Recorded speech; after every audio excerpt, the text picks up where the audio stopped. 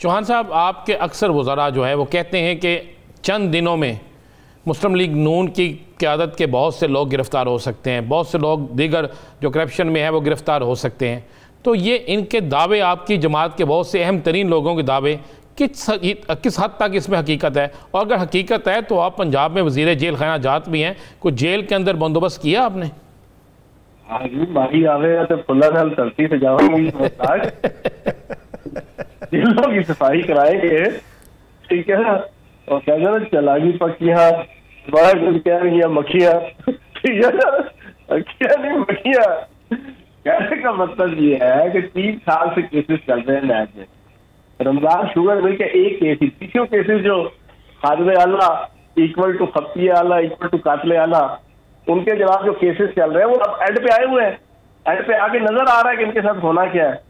25 अरब की money laundering और जनाब करप्शन और 2 नंबरी और जाली क्रॉस आप रमजान शुगर मिल के हैं जो 100% प्रूफ हो चुके हैं। लैब की जितनी हेयरिंग हुई है पिछले 3 सालों में, आप लोग भी कवर करते रहे, हम भी सुनते देखते रहे, बयान करते रहे हैं। तो अब उसका एंड रिजल्ट जो है वो सजा है, दोनों बाप बेटे को नजर आ रहा है, ठीक है ना जी।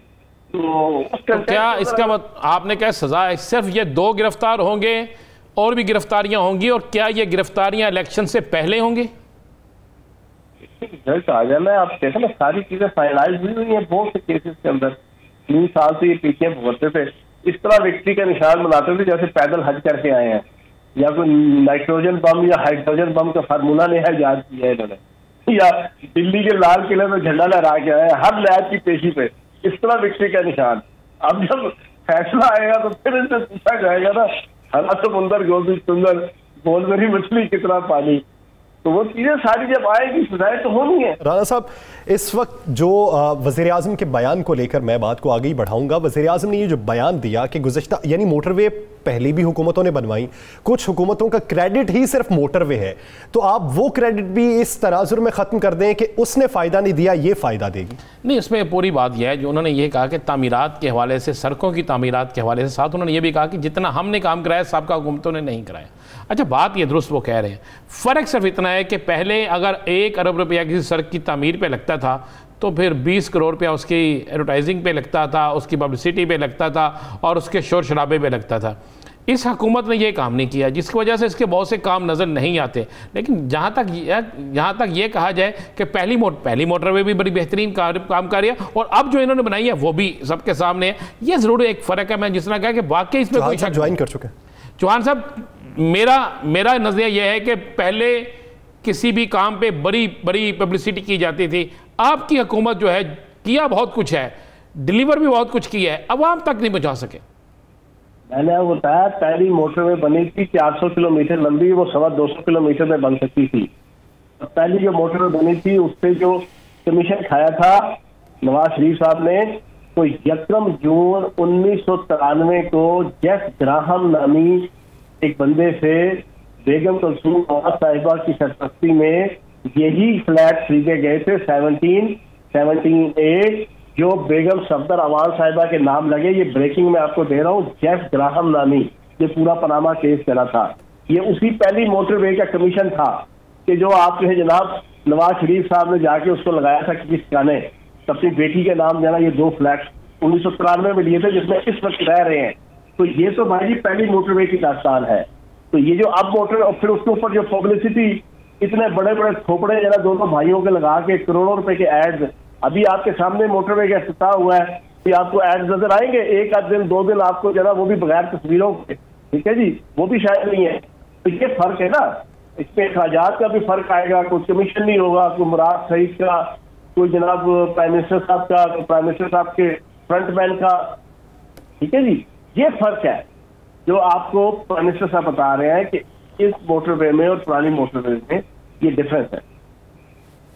चौहान साहब, चलें, ये तो आ गया मोटरवे, ज़रा आगे बढ़ते हैं, थोड़ा सा इस मामले के आगे लेकर चलते हैं। आइंदा आने वाले इंतखाबात किस बुनियाद पर PTI कहती है कि हम इलेक्शन जीतेंगे? वो कौन सी है? क्या सिर्फ हेल्थ कार्ड या हेल्थ कार्ड, किसान कार्ड, क्या आप समझते हैं कि इस बुनियाद पर इलेक्शन जीता जा सकता है? नहीं, मुझे आज लगता है हेल्थ कार्ड कुछ भी नहीं है कि पंजाब के अंदर जो है 100% आबादी को 7.25 लाख की मालियत का फ्री हेल्थ कार्ड मिल रहा है और बेहतरीन प्राइवेट हॉस्पिटल के अंदर गरीब का बच्चा जो है ना, गरीब की बच्ची जो है ना, गरीब की बीवी और गरीब का खावन जो है ना, और गरीब का बाप, वो गरीब की माँ, वो जनाब अपना इलाज करवाए। पाकिस्तान की हिस्ट्री में कभी सुना था, पंजाब की हिस्ट्री में? लेकिन ये उन हजारों कामों में से सिर्फ एक काम है जो पंजाब के अंदर हम इलेक्शन लड़ेंगे, प्राइम मिनिस्टर ऑफ पाकिस्तान की दी हुई पाकिस्तान को इज्जत, वकार, गैरत और खुददारी और एक आइडेंटिटी पहला। दूसरा, हम इलेक्शन लड़ेंगे वजीर आजम पाकिस्तान इमरान खान साहब की क़यादत में बैंक रफ्त होने वाला वो मुल्क 2018 में जो बैंक रफ्त हो रहा था, जिसके पास टोटल 9 अरब डॉलर के जो है वादा के खायर थे, आज 27-28 अरब रुपए के डॉलर के 27-28 अरब डॉलर के जरिए मुबादला है। हम इसकी बुनियाद पे इकोनॉमी की बेसिस की बुनियाद पे, कथा कलामी के लिए माजरत चाहता हूं चौहान साहब, नून लीग ये कहती है कि पाकिस्तान मुस्लिम लीग नून की हुकूमत ने 5 साला दौर में जितना कर्जा लिया, 3 साला दौर में पीटीआई ने उससे ज्यादा ले लिया। हमने जो कर्जा वापस किया है उसका तस्करा नहीं करते। हमने 38 अरब डॉलर का कर्जा वापस किया इन 3 सालों में। इनसे पूछो जो है ना नून लीग को, ये नून लीग और ये नून लीग है ना, ये बात तो करते हैं, लेकिन इनसे पूछो कि जब आपने एडिक्ट कर दिया पाकिस्तान की इकानमी को कर्जों का, आपके सामने छोटी सी देसी की मिसाल दूंगा। जब किसी इंसान को नशे की लत लग जाती है, हेरोइन का वो नशा करना शुरू हो जाता है और वो लत उसको पड़ जाती है, तो उसका जब इलाज शुरू किया जाता है तो यकदम उसकी हीरोइन खत्म नहीं की जाती, हेरोइन नशा, उसको साथ साथ हल्का हल्का नशा देना पड़ता है, वरना उसका इलाज ही मुमकिन नहीं होता।